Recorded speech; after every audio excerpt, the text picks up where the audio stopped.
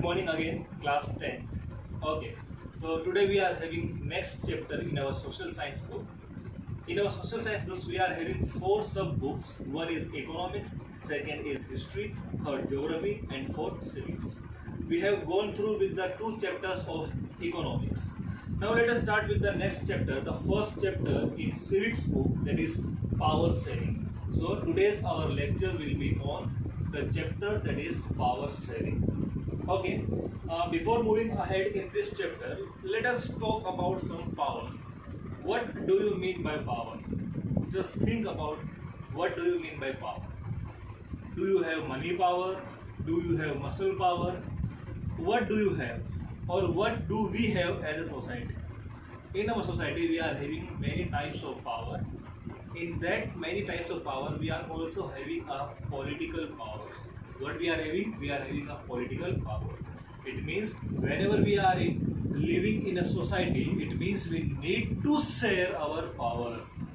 If we do not share our power, it means there will be monarch, not a democratic country. So whenever we will live in a society, in a democratic country, we need to share our power.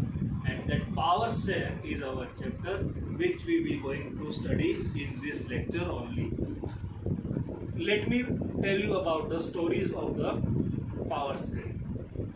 Initially, we were having the same thing, that is majoritarianism. It means that the majority community can rule over minority community. There are 2 words. One is majority and second is minority. Majority where the people are in more number, and the minority where the people are in less number. So as you can conclude from here that majoritarianism, it means that majority community can overrule minority community without having their benefit. Okay, without wasting much time, let us start with the topic of this chapter, so you will get more knowledge about the power sharing. In our power sharing chapter, we are having many of the topics like story of Belgium, story of Sri Lanka, majoritarianism in Sri Lanka, accommodation in Belgium, why power sharing is desirable, forms of power sharing. So we are having 6 topics in this chapter. One is story of Belgium, second is story of Sri Lanka, third majoritarianism in Sri Lanka, fourth accommodation in Belgium, fifth why power sharing is desirable, and the 6th forms of power sharing. Let us study with the story of Belgium. So story of Belgium says, Belgium, do you know? This Belgium is a country in a Europe continent. This country has the population near about 1 crore. Now you will get shocked or you will get surprised. Depends on your mood. Okay. The 1 crore population is only the population of a country. Can you believe how much little a country is that? In our Haryana state only, there is a 1 crore population, and that is our state of India. But in Europe, the population of 1 crore has a unique country that is of 1 crore. Understood? So, story of Belgium says, Belgium is a small country in Europe which has a population of almost 1 crore. Okay, understood about Belgium? Belgium is in Europe continent and having a 1 crore of population, near about 1 crore. The ethnic composition of this small country is very complex. Ethnic composition, ये word यहाँ पर आया है, ethnic composition. यहाँ पर ध्यान दीजिएगा, मैंने लिखा है ethnic composition.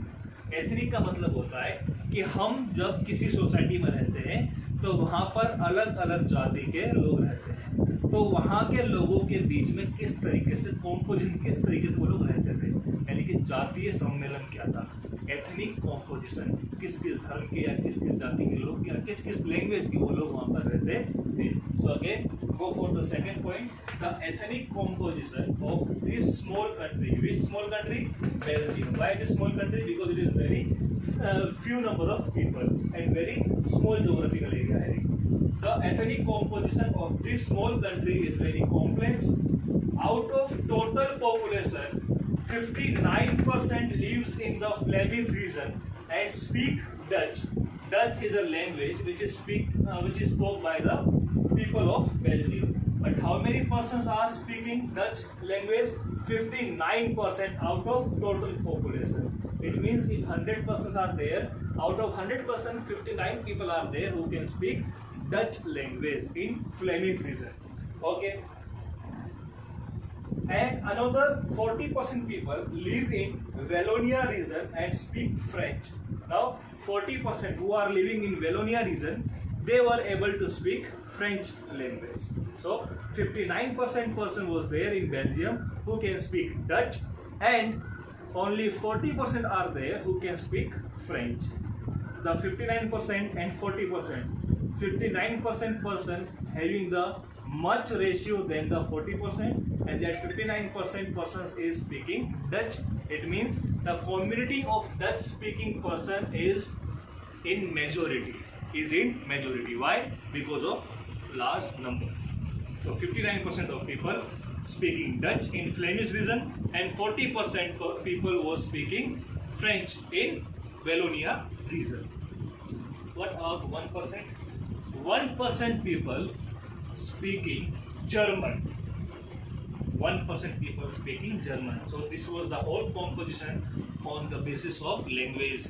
59% persons speaking Dutch, 40% speaking French, and 1% speaking German. So this was the language composition or ethnic composition of Belgium. Okay. These 3 points are very much clear to you all. Okay. So what the 4th point says, in Belgium's capital Brussels. अब हर एक country की capital तो होती है, तो Belgium की भी एक कैपिटल है, दैट इज ब्रसल्स. अब ब्रसल्स में क्या होता है कि जो ब्रसल्स के लोग रह रहे हैं, अब ब्रसल्स बेल्जियम में ही आएगा. बेल्जियम के अंदर 59% जो है डच बोलते हैं, 40% फ्रेंच बोलते हैं और 1% जर्मन बोलते हैं.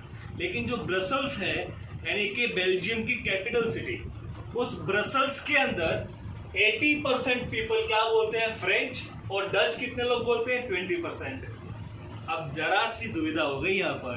पूरे बेल्जियम में डच स्पीकिंग पर्सन कितने? 59. लेकिन कैपिटल सिटी के अंदर डच स्पीकिंग कितने? 20%. और पूरे बेल्जियम के अंदर French speaking persons are only 40%, whereas in Brussels, that is capital city of Belgium, having 80% of French speaking person. मतलब पूरा उल्टा हो गया. अब पूरे बेल्जियम के अंदर मेजोरिटी डच के पास है. Why? Because Dutch language spoke by the 59%, whereas 40% people can able to speak French. But in Brussels, the capital city of Belgium, it's vice versa. How? Because 80% of people now speaking French and 20% speaking Dutch. This was the composition in Brussels, capital city of Belgium. The minority French speaking community, the minority, we were having 2 words, majority as well as minority. We can say majority if we are having more number of people. We can say minority if we are having less number of people. But in all over Belgium, because Belgium is a country, so in all over Belgium country, there were only 40% French speaking persons are living. So we can say French comes under the minority. So again, the minority French speaking community was relatively rich and powerful. अब सब लोग बोलते हैं, हमने हमेशा सुना है, छोटा परिवार समृद्ध परिवार. जितने कम लोग उतने ज़्यादा आप समृद्ध. तो जितने कम लोग थे उस कम्युनिटी के अंदर, वो क्या थे? रिच थे और पावरफुल थे. अब रिच और पावरफुल है तो इसका मतलब एजुकेशन हो, जॉब हो, वो सब किसके पास जाएगी? फ्रेंच के पास. किसके पास जाएगी? फ्रेंच के पास. समझ में आ रहा है? Okay. What the last point says, during the 1950s and 1960s, tensions between, ये वर्ड बिटवीन है, the Dutch and French speaking community created. अब Dutch and French speaking 2 community है, एक 40% पर है और एक 59% के ऊपर है. अब सबको याद तो हो गया होगा that 59% persons can speak Dutch language as well as 40% people can speak French language. So अब इन दोनों के बीच क्या हो गया, टेंशन हो गया। अब टेंशन होता है तो आगे विरोध होते हैं, विद्रोह होते हैं। यहाँ पर आगे क्या होता है वो मैं आपको बताऊंगा, लेकिन पहले मैं आपको बताता हूँ story of Sri Lanka. So again एक बार बेल्जियम की स्टोरी हम लोग ब्रीफ ले लेते हैं जल्दी से जल्दी। बेल्जियम जो है यूरोप की एक छोटी सी कंट्री है जहाँ पर ऑलमोस्ट 1 करोड़ लोग रहते हैं और about 1 crore people are there. Out of that total population 59% are Dutch speaking and 40% are of French speaking, whereas 1% people speaks German. Understood? Okay. Let's move on. The story of Sri Lanka. Sri Lanka एक छोटा सा island country है जो कि हमारे south में यानी कि इंडिया की साउथ में है। एक आइलैंड कंट्री है, तो उसके बारे में हम लोग देख लेते हैं क्या बताना चाह रहा है यहाँ पर। अब जो श्रीलंका है वो किसके अंदर आ जाएगा, एशिया के अंदर। बेल्जियम किसके अंदर था, यूरोप के अंदर। Understood? Okay. Story of Sri Lanka. Sri Lanka एक टापू है, आइलैंड है और एक कंट्री है, island country. Sri Lanka is an island nation having about 2 crore population. अब जो श्रीलंका है उसकी खुद की पॉपुलेशन कितनी है, 2 करोड़ के आसपास, यानी कि हमारे 2 हरियाणा के स्टेट मिला करके एक क्या बना है, नेशन। समझ में आ रहा है? तो छोटा सा देश है ये भी है जिसमें 2 करोड़ पॉपुलेशन है।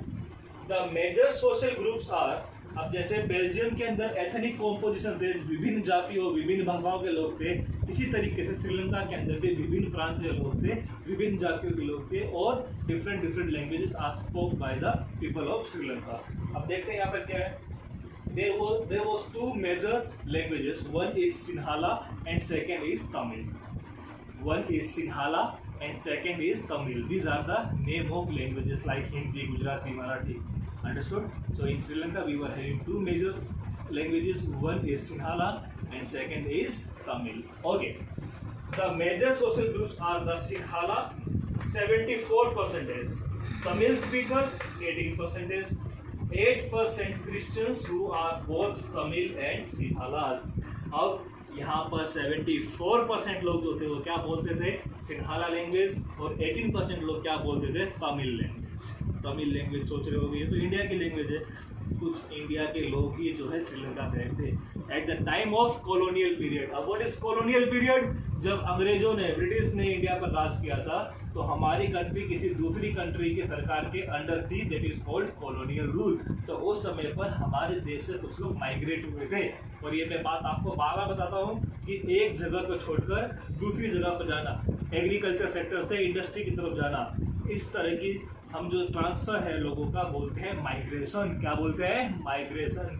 10th के बाद आप लोग भी माइग्रेट हो जाओगे किसी अलग स्ट्रीम के अंदर, किसी अलग स्कूल के अंदर। Okay, so there was 2 social groups, one is of 74% with Sinhala and 18% of Tamil. इस 18% के अंदर भी 13% जो थे वो 13% श्रीलंकन तमिल्स थे और 5% थे Indian Tamil. 13% Sri Lankan Tamil and 5% Indian Tamil. ये था इस तमिल स्पीकर्स का composition. Okay, 8% Christians who are both Tamil and Sinhala.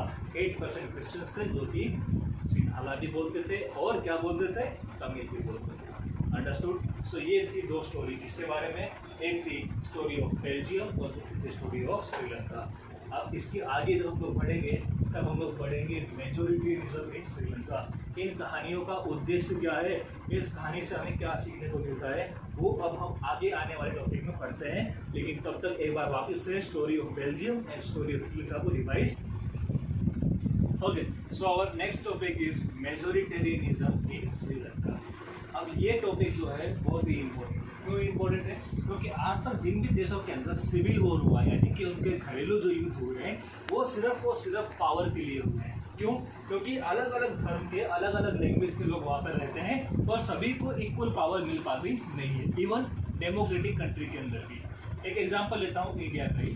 हम जिस देश में रह रहे हैं वहाँ पर हर एक प्रांत की अलग अलग लैंग्वेज है, तो सभी लैंग्वेजेस को हम लोग ऑफिशियल लैंग्वेज बना सकते नहीं हैं। लेकिन हमारा जो देश है वो ज्योग्राफिकली भी और पॉपुलेशन वाइज भी जो है बहुत बड़ा देश है, इसलिए क्या किया गया है, वहाँ पर अलग अलग स्टेट्स डिवाइड कर दिए गए। अब अलग अलग स्टेट्स के अंदर हर एक स्टेट की अपनी अलग लैंग्वेज है।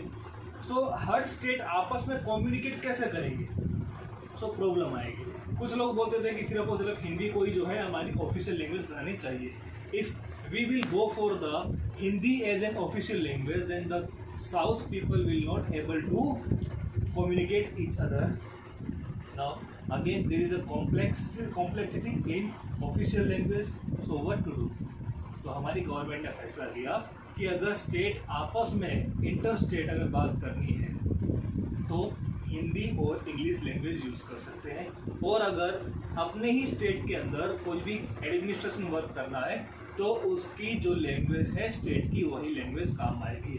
Let's take an example of Gujarat. अगर मुझे गुजरात के अंदर ही कोई भी अपना एडमिनिस्ट्रेटिव वर्क करना है, कम्युनिकेशन करना है, तो I can go for Gujarati language. Maharashtra में करना है तो I will go for the Marathi language. अगर महाराष्ट्र और गुजरात दोनों को आपस में कम्युनिकेट करना है या फिर केंद्र के साथ कम्युनिकेट करना है then they can use Hindi और English as an official language. तो यहाँ पर सबकी प्रॉब्लम दूर हो गई।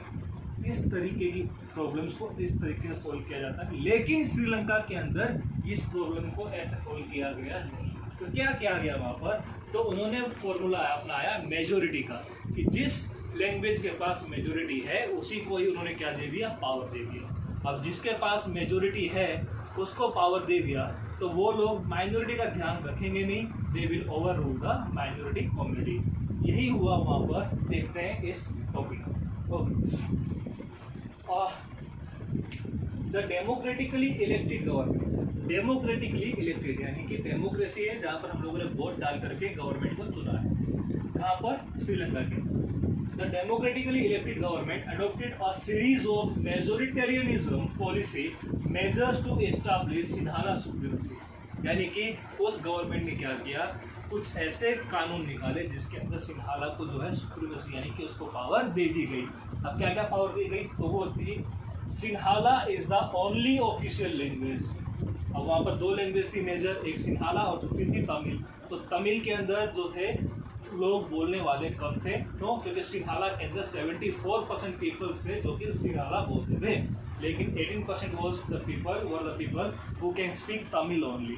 तो अब तमिल्स को जो है अधिकार मिला नहीं। किसको अधिकार मिला? सिंहाला को। So here Sinhala got the official language. Okay, the government followed preferential policies that favored Sinhala applicants for university positions and government jobs। लेकिन एक नियम और बनाया सिंहाला के लिए कि जो maximum number of government job है या यूनिवर्सिटी के अंदर जो पोजीशन है वो किसको मिलेगी? सिंहाला स्पीकर्स को। यानी कि रिजर्वेशन मिल गया किसको? सिंहाला को।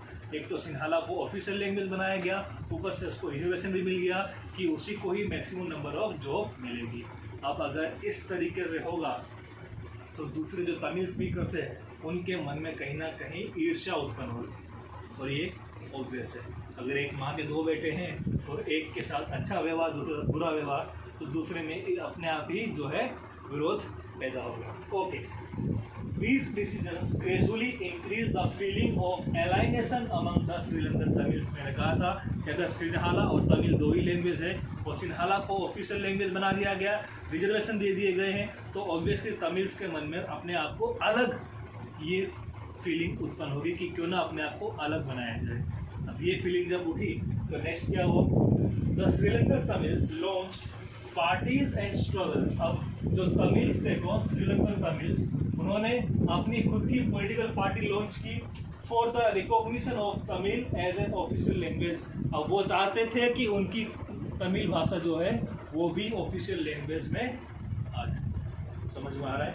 ये कब हुआ? जब श्रीलंकन गवर्नमेंट ने सिर्फ और सिर्फ सिंहाला को सारी पावर दे दी, तो तमिल्स के मन में जो है अपने आप को एक अलग करने की भावना उत्पन्न हुई, जिसके कारण उन्होंने पॉलिटिकल पार्टी बनाई और चाहा कि उनकी तमिल लैंग्वेज को भी रिकॉग्निशन मिले as a official language. Not for only official language but for regional autonomy and equality of opportunity in securing education and job। अब वो लोग चाहते थे कि उनका अपना खुद का एक अलग स्वराज हो, ऑटोनॉमी हो, उनको जो है सिक्योरिटी मिले किसके अंदर? एजुकेशन और जॉब के अंदर। ये इक्वल अपॉर्चुनिटी मिलनी चाहिए लाइक सिन्हालास। सो सिन्हाला और तमिल के बीच में इस तरीके से विवाद होने लगा। बोल सकते हैं कि यहाँ पर डिस्प्यूट्स हो गए। क्या हो गए? Disputes. Understood? Okay. By 1980s several political organizations were formed demanding an independent Tamil state in northern and eastern part of Sri Lanka। अब इसका परिणाम कंक्लूजन क्या निकला? जो पार्टी इन्होंने लॉन्च की थी, इन लोगों ने northern and eastern part of Sri Lanka के अंदर अलग से तमिल स्टेट की मांग की, यानी कि बंटवारा था। क्या मांगा? बंटवारा। क्यों? क्योंकि गवर्नमेंट ने जो है सिर्फ और सिर्फ सिन्हाला को ही ऑफिशियल लैंग्वेज दे दिया और साथ ही साथ में जॉब अपॉर्चुनिटीज भी किसको दी? सिन्हाला को, तमिल को दी नहीं थी। क्यों? क्योंकि उनका ये मानना था कि जो मेजोरिटी कम्युनिटी है उन्हीं को भी बढ़ावा मिलना चाहिए। इस कारण से अब वहाँ पर एक नए स्टेट की मांग हुई, तमिल स्टेट। कहाँ पर? Northern and eastern state of Sri Lanka. Understood? Okay. It soon turned into civil war, और ये देश के अंदर जो है एक युद्ध की भावना उत्पन्न करता है और वहाँ पर सिविल वॉर स्टार्ट। कहाँ पर? श्रीलंका के अंदर। तो ये थी स्टोरी किसकी? श्रीलंका है। बेल्जियम की स्टोरी जो है अधूरी हमने छोड़ी हुई है। बेल्जियम के अंदर हमारे पास अगेन 3 लैंग्वेज थी, Dutch, French and German. German के 1% लोग थे, 40% फ्रेंच के और 59% किसके थे? डच। जबकि उसकी कैपिटल सिटी ब्रसल्स के अंदर 80% जो थे वो फ्रेंच स्पीकर थे, 20% जो थे वो डच स्पीकर। ठीक है, हम लोगों ने सिन्हाला एंड तमिल का देखा, श्रीलंका देखा, जहाँ पर हमने देखा 74% सिन्हाला स्पीकर थे, 18% जो थे वो लोग थे कौन? तमिल स्पीकर्स। और जो बाकी 8% क्रिश्चियंस थे वो सिन्हाला भी बोलते थे और तमिल भी बोलते थे। 18% तमिल्स के अंदर 13% जो थे वो श्रीलंकन तमिल थे और 5% जो थे वो इंडियन तमिल्स। तो इंडियन तमिल्स कहाँ से आए? इंडियन तमिल्स जो थे वो माइग्रेट हुए कहाँ से? इंडिया से, at the time of colonial rule.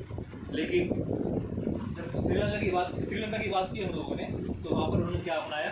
Majoritarianism policy. उसको क्या बोलते हैं कि अगर कोई मेजोरिटी कम्युनिटी जो है किसी माइनॉरिटी कम्युनिटी के ऊपर रूल करती है, तो किस तरीके से रूल करती है? सिन्हाला को जो है ऑफिशियल लैंग्वेज बना दिया गया, सभी रिजर्वेशन दे दिए गए जॉब के अंदर। तमिल के साथ ऐसा हुआ नहीं। तमिल ने अपनी पॉलिटिकल पार्टी बनाई, अपने अधिकार मांगे और वहाँ पर सिविल वॉर क्रिएट हो गया। सो ये था आज के लिए 3 टॉपिक हमारे। अब आपका होमवर्क जो है वो शॉर्ट नोट या write a story of Belgium and Sri Lankans ethnic composition as well as majoritarianism in Sri Lanka. ये हुआ आज का आपका